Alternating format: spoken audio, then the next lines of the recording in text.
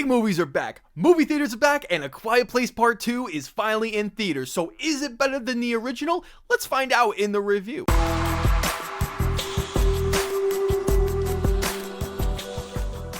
Welcome back, film fans. This is Let's Be Real Brad. Today we're talking about the highly anticipated horror sequel called A Quiet Place Part 2. It is once again written and directed by John Krasinski. Let's dive right into the positives first, and we're going to start with the acting. The acting in both films is just tremendous, but I think in this one, it is upped by 100%. We get the inclusion of Cillian Murphy, who is definitely one of the best actors working today, and I loved his role in this movie. He is so damn good in the movie, as he always is. I love the dynamic between all the characters, as they all do a fantastic job. But the best performances of the movie is Melissa Simmons and Noah Jupe. They kill it in this movie. They give some of my favorite child performances I've ever seen in a film. They take a much larger role in this movie, and I thought they excelled all the way through. But as we talk about Emily Blunt, who is my top 5 favorite actresses working today, of course she's amazing because it's Emily Blunt. The next positive I have is with the story. John Krasinski was able to create this wonderful and fantastic story from the first film and able to expand it into different regions with doing it so effortlessly. Feels like everything fits perfectly together. There's no point in the story where I was ever bored, I was disinterested, and I was always wanting to see what was going to happen next. John Krasinski is able to make a wonderful script again, with all the dialogue being pitch perfect among the characters. I love all the character arcs that all these characters have, and John Krasinski is able to make this movie a lot more subtle than he did in the first film, which was a complaint that I never really realized until I watched it for a third time,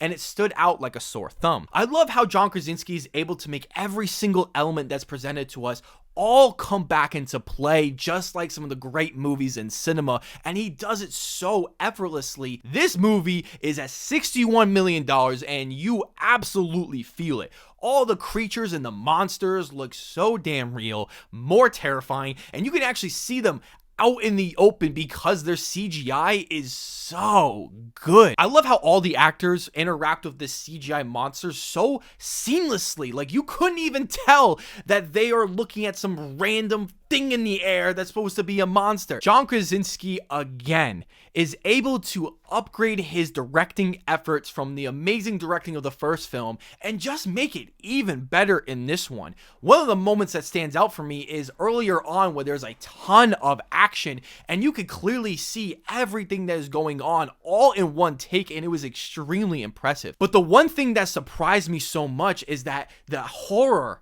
elements of the original film were so good because of Krasinski's directing. He made this movie even scarier than the first film, with well-earned and great jump scares. I can't believe I'm even saying that. And so much tension and so much attention to detail with the characters moving things around and being quieter as they go along. The editing is also fantastic, just like the first film, but I think it's edited even better because of the big scope of this movie, and with more action scenes, a lot more tension-filled scenes. Two-time Oscar-nominated composer Marco Beltrami did a fantastic job with the first film and did an equally great job with this one. I thought he was able to craft some of these most amazing, emotional, darker moments, but also adds that iconic theme from the first film. It really made the horror so much more exciting to watch, especially when they're running around from these monsters. I felt the adrenaline bursting through my veins, if that's even a thing, because of the incredible music. The cinematography is simply gorgeous in this movie. As a film purist myself,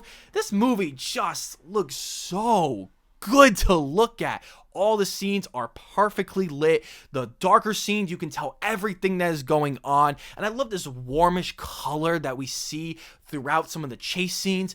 Oh, makes any cinephile just lose their mind while watching. Now we're gonna head right into the negatives, and I really only have one negative with this movie, is that some of these elements in this movie are kind of stupid and they don't make sense, and they're only for the convenience of the plot, and a lot of it I do let go, and I'm like, okay, I understand it's for the movie to progress along, and it creates more conflict, and it creates more of these great horror moments, it gives characters things to do, I get it, but then there are just some stupid things that happen in the movie that all kind of just add up at one point and just kind of annoy me here and there. So overall, A Quiet Place Part 2 is the perfect movie to go back to the cinemas, especially if you've been vaccinated and you feel comfortable going. It gives everything that someone would want to go at a movie theater for, with the amazing Dolby Atmos setup, incredible sound design that is absolutely fantastic, and I think everyone will enjoy this movie, especially if you enjoyed the first one. I am giving A Quiet Place Part 2 a strong 9 out of 10. Thank you all for watching, and I will see you all in the following review.